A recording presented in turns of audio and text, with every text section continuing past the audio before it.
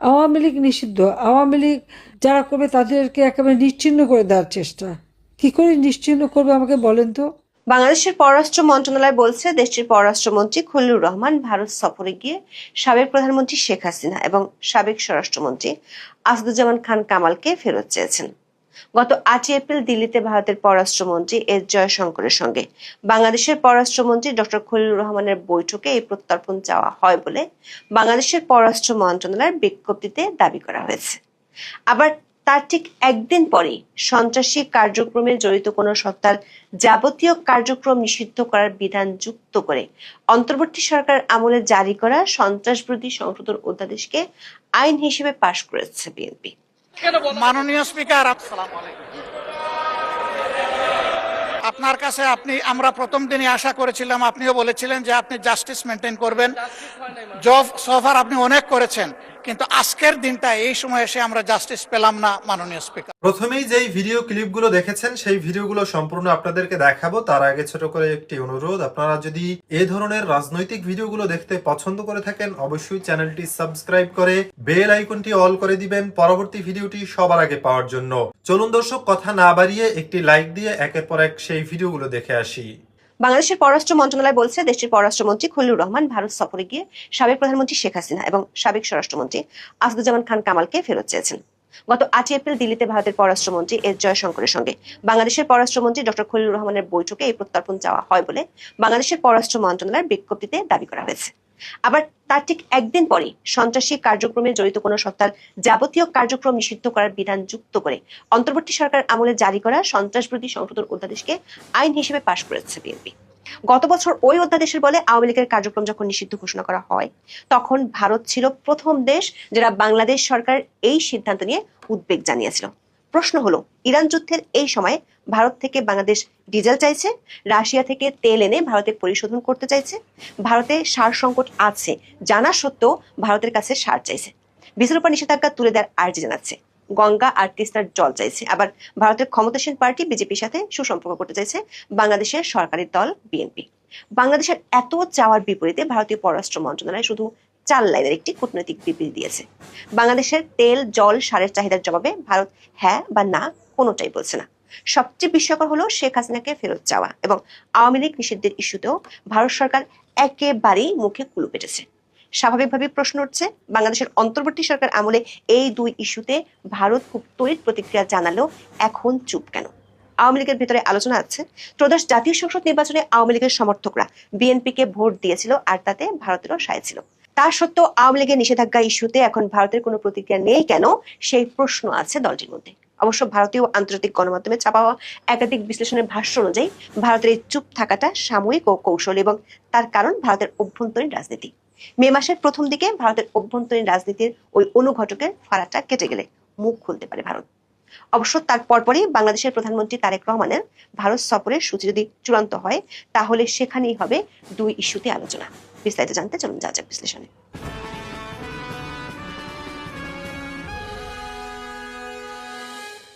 বাংলাদেশ আওয়ামী লীগের কার্যক্রম নিষিদ্ধ রেখে জাতীয় সংসদে পাশ হয়েছে সন্ত্রাসবিরোধী সংশোধিত আইন গত 9 এপ্রিল। কোন দেশের স্বাধীনতার সাথে ঘনিষ্ঠভাবে জড়িত কোনো রাজনৈতিক দলকে নিষিদ্ধের ঘটনা এটি বিশ্বে দ্বিতীয়। 6 দশক আগে এমন ঘটনা ঘটেছিল আফ্রিকার দেশ ঘানায়। ব্রিটিশ উপনিবেশ থেকে 1957 সালে ঘানা স্বাধীনতা পেয়েছিল। উপনিবেশিক শাসন শোষণ থেকে স্বাধীন হতে আফ্রিকার জাতীয়তাবাদী নেতা ডক্টর কায়াম নক্রুমা গঠন করেছিলেন কনভেনশন পিপলস পার্টি নামের একটি রাজনৈতিক দল। সেই দলটি ঘানার স্বাধীনতা অর্জনে ভূমিকা রাখায় ব্যাপক জনপ্রিয়তা পায়। তবে দেশটির স্বাধীনতায় ভূমিকা রাখা এই কনভেনশন পিপলস পার্টিকে কয়েক বছর পরেই নিষিদ্ধ করা হয়। বাংলাদেশেও একইভাবে স্বাধীনতা যুদ্ধে অবিস্মরণীয় অবদান রেখেছিল আওয়ামী লীগ। দলটির কার্যক্রম গত 12 মে নিষিদ্ধ করেছিল ইউনূসের অন্তর্বর্তী সরকার সন্ত্রাসবিরোধী আইন সংশোধনের অধ্যাদেশের মাধ্যমে। সেই অধ্যাদেশটি বিএনপি সরকার আইনে রূপ দিয়েছে। ব্যক্তিগত আক্রোশ আর মিত্রদের খুশি করতে ইউনূস এমন সিদ্ধান্ত নিয়েছিল, কিন্তু বিএনপি কেন একটি রাজনৈতিক দলের কার্যক্রম নিষিদ্ধের দায়ভার নিজের কাঁধে নিল সেটি অনেকের কাছে এখনো পরিষ্কার নয়। নির্বাহী আদেশে দল নিষিদ্ধের এমন প্রক্রিয়া ব্যাপকভাবে সমালোচিত হচ্ছে। কিন্তু অবাক করা বিষয় হলো, ইউনূসের সরকার যখন আওয়ামী লীগের কার্যক্রমের উপর নিষেধাজ্ঞা দিয়েছিল, তখন ভারতই প্রথম দেশ যারা এর জন্য উদ্বেগ জানিয়েছিল। কিন্তু বিএনপি যখন অধ্যাদেশটি আইন হিসেবে পাশ করে ওই নিষেধাজ্ঞাকে পাকাপোক্ত রূপ দিল, তখন ভারত সরকারের কাছ থেকে কোনো প্রতিক্রিয়া আসেনি। আবার বাংলাদেশের পার্লামেন্টে যখন আইনটি পাশ হচ্ছে তখন বাংলাদেশের পররাষ্ট্রমন্ত্রী খলিলুর রহমান দিল্লিতে ছিলেন। আইনটি পাশের একদিন আগেই সেখানে বৈঠক করেন ভারতের পররাষ্ট্রমন্ত্রী এস জয়শঙ্করের সাথে। একই বিমানে করে ভারতের পররাষ্ট্রমন্ত্রীর সাথে মরিশাস গিয়েছেন, যাকে বলা হচ্ছে বাংলাদেশের কূটনীতির ইতিহাসে লং ডিপ্লোম্যাটিক জার্নি। লক্ষণীয় বিষয় হলো, ইরান যুদ্ধের সময় বিশ্বব্যাপী যখন তেলের সংকট, তখন ভারত বাংলাদেশকে 4 দফায় 22,000 টন ডিজেল দিয়েছে। দিল্লিতে গিয়ে খলিলুর রহমান ভারতের পেট্রোলিয়াম মন্ত্রী হরদীপ সিং এর সাথে বৈঠক করে আরও তেল চেয়েছেন। বিজনেস স্ট্যান্ডার্ডের এক রিপোর্টে বলা হয়েছে, জ্বালানি উৎস বহুমুখীকরণে রাশিয়ার অপরিশোধিত তেল ভারতের শোধনের পরিকল্পনা করছে বাংলাদেশ। শুধু তেল নয়, খলিলুর রহমান ভারতের কাছে সারও চেয়েছেন। ভারতের নিজেরই সার সংকট আছে জানা সত্ত্বেও বাংলাদেশ ভারতের কাছে সার চেয়েছে। দৈনিক ইনকিলাবের এক রিপোর্টে বলা হয়েছে, মধ্যপ্রাচ্য সংকটের কারণে ভারত চীন থেকে সার আনতে আলোচনা শুরু করেছে। সেখানে বাংলাদেশ চীনের কাছ থেকে সার না চেয়ে ভারতের কাছেই চেয়েছে। তেল সারের বাইরে বাংলাদেশ ভারতের কাছে গঙ্গা পানি চুক্তি নবায়নের কথা জানিয়েছে। চেয়েছে ভারত যেন ভিসার উপর নিষেধাজ্ঞা তুলে দেয়। খলিলুর রহমানের সাথে দিল্লি সফরে গিয়েছিলেন তারেক রহমানের পররাষ্ট্র উপদেষ্টা হুমায়ুন কবির। তিনি সেখানে ভারতের ক্ষমতাসীন বিজেপির শীর্ষ নেতাদের সাথে বৈঠক করেছেন। বাংলাদেশের পররাষ্ট্র মন্ত্রণালয় এক বিজ্ঞপ্তিতে জানিয়েছে, আন্তর্জাতিক অপরাধ ট্রাইব্যুনালে মৃত্যুদণ্ডপ্রাপ্ত বাংলাদেশের সাবেক প্রধানমন্ত্রী শেখ হাসিনা এবং তার স্বরাষ্ট্রমন্ত্রী আসাদুজ্জামান খান কামালকে ভারত থেকে বাংলাদেশে প্রত্যার্পণের অনুরোধ পুনর্ব্যক্ত করেছে ঢাকা। ইউনূসের আমলে শেখ হাসিনাকে ফেরত চেয়ে অন্তর্বর্তী সরকার 2 বার নোট ভার্বাল দিয়েছিল, কিন্তু ভারত সরকার তাতে ইতিবাচক সাড়া দেয়নি। বাংলাদেশের পররাষ্ট্র মন্ত্রণালয়ের বিজ্ঞপ্তিতে আরো দাবি করা হয়েছে, খলিলুর রহমানের সাথে বৈঠকে ভারত বাংলাদেশের ওসমান হাদির খুনের মামলায় অভিযুক্ত দুজনকে বাংলাদেশে ফেরত পাঠাতে সম্মত হয়েছে। তবে বাংলাদেশের পররাষ্ট্র মন্ত্রণালয় বেশ লম্বা বিবৃতি দিলেও ভারতের পররাষ্ট্র মন্ত্রণালয় 4 লাইনের একটি কূটনৈতিক ও কৌশলী বিবৃতি দিয়েছে। বিবৃতিতে কাদের সাথে বৈঠক হয়েছে সেটি তুলে ধরা হলেও ঠিক কি কি বিষয় নিয়ে আলোচনা হয়েছে তার নামগন্ধও নেই। বলা হয়েছে, উভয় পক্ষই পারস্পরিক স্বার্থ সংশ্লিষ্ট আঞ্চলিক ও আন্তর্জাতিক বিভিন্ন বিষয় নিয়ে মতবিনিময় করেন। প্রশ্ন উঠেছে, শেখ হাসিনা ও হাদির খুনের মামলায় অভিযুক্তদের ফেরত চাওয়া, বাংলাদেশ তেল সার জল নিয়ে প্রত্যাশার কথা জানালেও ভারত কেন চুপ বা কূটনৈতিক বিবৃতি দিল? বাংলা ট্রিবিউনের খবর বলা হয়েছে, একটি গুরুত্বপূর্ণ প্রতিবেশী দেশের পররাষ্ট্রমন্ত্রী দিল্লি সফর করছেন, অথচ ভারত এ নিয়ে এখনো কোনো আনুষ্ঠানিক বিবৃতি দেয়নি। পররাষ্ট্রমন্ত্রী আসছেন, সাক্ষাৎ করছেন, কিন্তু সফরটির স্ট্যাটাস কি সেটি ভারতের দৃষ্টিতে স্পষ্ট নয়। এটিকে শেষ পর্যন্ত পূর্ণাঙ্গ দ্বিপাক্ষিক সফরের মর্যাদা দেওয়া হয়নি। বলা হয়েছে এটি একটি ট্রানজিট ভিজিট কিংবা গুডউইল ভিজিট, সে কারণে আসেনি কোনো যৌথ স্টেটমেন্ট বা বিবৃতি। এমনকি বাংলাদেশে আওয়ামী লীগের কার্যক্রম নিষিদ্ধের পরও ভারত চুপ থেকেছে, যেখানে আওয়ামী লীগের অনেক নেতা ওই মুহূর্তে ভারতে আছেন। প্রশ্ন উঠেছে, ভারতের এই নীরবতার কারণ কি? বিশেষ করে জনশ্রুতি আছে, বাংলাদেশের সংসদ নির্বাচনে আওয়ামী লীগের সমর্থকরা বিএনপিকে ভোট দিয়েছিল। জামাত এনসিপি জোটকে ঠেকাতে এই কাজে ভারতেরও সমর্থন ছিল বলে অনেকে অভিযোগ করেন। ভারতের কয়েকটি গণমাধ্যম সহ বিবিসি বাংলার খবর বিশ্লেষণ করে দেখা যাচ্ছে, ভারতের এই মুহূর্তে নীরবতার পিছনে বড় কারণ হলো পশ্চিমবঙ্গের বিধানসভা নির্বাচন। 8 এপ্রিল বিবিসি বাংলার খবরের শিরোনাম ছিল, দিল্লি না ঢাকার রেশ কাটিয়ে দিল্লি ও ঢাকা কি কাছাকাছি আসতে পারবে?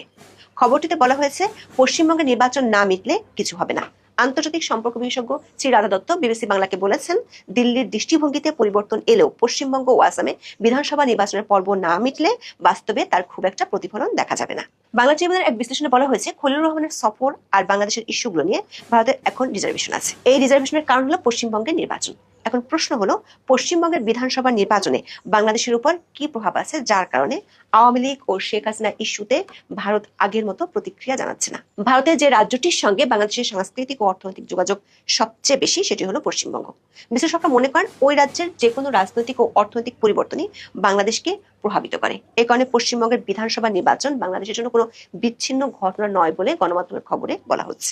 পশ্চিমবঙ্গের সঙ্গে বাংলাদেশের ভাষা, সংস্কৃতি, অর্থনীতি ও সীমান্ত সম্পর্ক এত ঘনিষ্ঠ যে কলকাতার রাজনৈতিক ঢেউ সহজেই ঢাকার কূটনীতি, সীমান্ত বাণিজ্য, পানি বন্টন, এমনকি জনমত পর্যন্ত এসে লাগে। তাই পশ্চিমবঙ্গের ভোটের ফলাফল বাংলাদেশের নীতি নির্ধারণের ক্ষেত্রে প্রভাব ফেলবে পশ্চিমবঙ্গ কেন ভারতের সঙ্গে বাংলাদেশের সম্পর্কের গতিতে এবং আলোচনার অগ্রাধিকারে।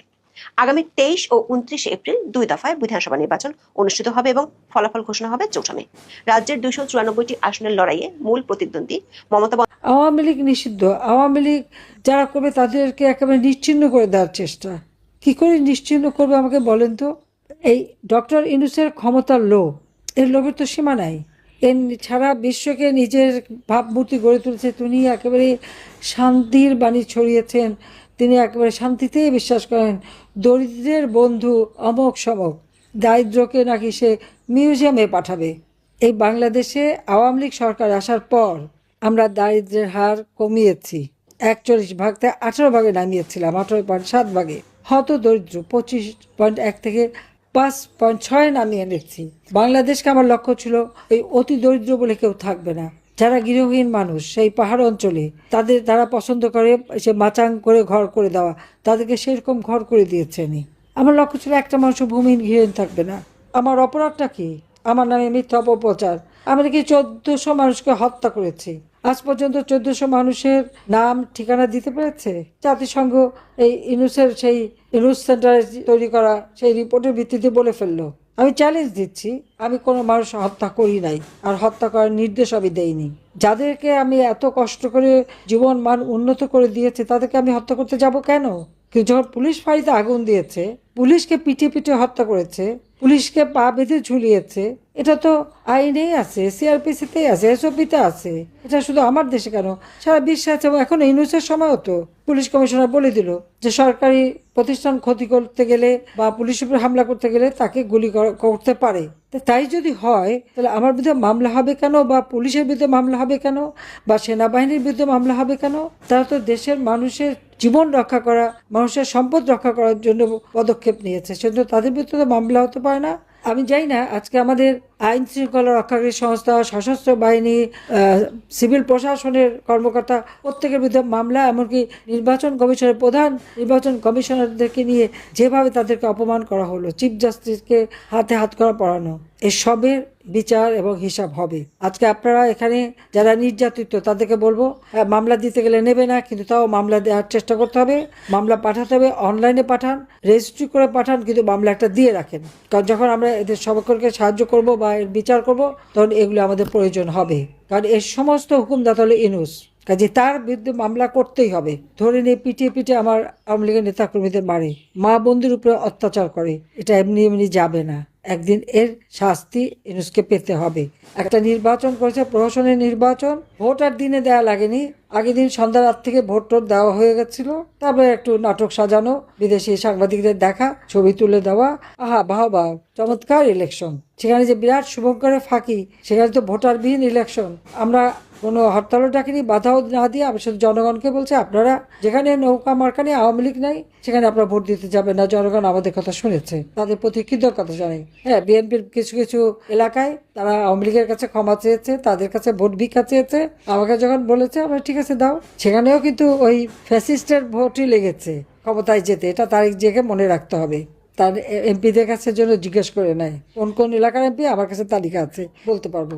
যাও, আমি এটুকুই বলবো যে ঠিক আছে, আপনার নোবেল প্রাইজ যিনি পায় তার দেশ চালানো দেখেছেন, এখন আর একজন এসেছে তারেক জিয়া, তার দেশ চালানোটা আপনারা একটু দেখেন। এদেশের মানুষকে যখন আমি সুখে রেখেছিলাম তখন সব আমার বিরুদ্ধে নেমে গেল, আমার পদত্যাগ চাই। তখন পদত্যাগ করে কি পেয়েছে সেটা তারা একটু দেখুক। যদিও আমি পদত্যাগ করিনি, কিন্তু তারপরে তো একটা সরকার এসে বসলো, লুটপাট করে নিয়ে গেছে।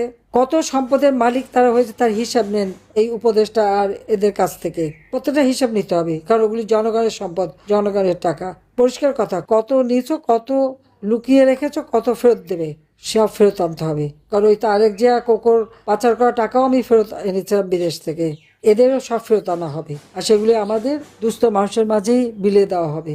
এটাই হচ্ছে। তা আপনারা সবাই ভালো থাকেন, সুস্থ থাকেন, আমি এই দোয়া করি। আমি আছি আপনাদের পাশে সবসময়, আমার সাথে কথা হয়, আমি গতকালকেও কথা বলছি, কয়েকজন ভান্তের সাথেও কথা বলছি, আগামীকাল আবার তাদের সাথে কথা বলবো। আমি সবার সাথেই কথা বলে আলোচনা করি, আর কি অসুবিধা জানার চেষ্টা করি। বেঁচে যখন গেছি অন্তত এইটুকু সুযোগ আল্লাহ আমাকে দিয়েছে, যখন তো আমি হয়তো কাছে থাকতে পারি না, কিন্তু তারপরেও আমি টেলিফোনের মাধ্যমে সবার কাছ থেকেই সকলের সুখ দুঃখের সাথী সবার কথা জানতে পারি। এবং যখন আসবো অবশ্যই এই দেশ আবার আমরা গড়ে তুলব। আজকের এই সময় আমাদের আনন্দ উৎসব করার কথা ছিল, উন্নয়নশীল দেশের মর্যাদায় আমরা উন্নীত হয়েছি, কিন্তু সেটা করতে দিল না, আবার দেশটাকে পিছিয়ে দিল। তবে আবার আমরা মুক্তিযুদ্ধে বিজয়ী জাতি, আমরা মাথা তুলে দাঁড়াবো।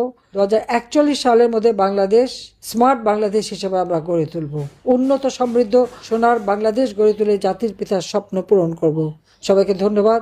জয় বাংলা, জয় বঙ্গবন্ধু, বাংলাদেশ চিরজীবী, খোদা হাফেজ। দেখতে পেলেন বিস্তারিত। এই সম্পর্কে আপনাদের মন্তব্য অবশ্যই কমেন্টে লিখে পাঠাবেন। ভিডিও ভালো লাগলে চ্যানেলটি সাবস্ক্রাইব করতে ভুলবেন না। এবারের মতো এখানেই বিদায় নিচ্ছি, শীঘ্রই দেখা হবে নতুন কোনো ভিডিও নিয়ে। ততক্ষণ সকলে ভালো থাকুন, সুস্থ থাকুন। আসসালামু আলাইকুম ওয়া রাহমাতুল্লাহি ওয়া বারাকাতুহু।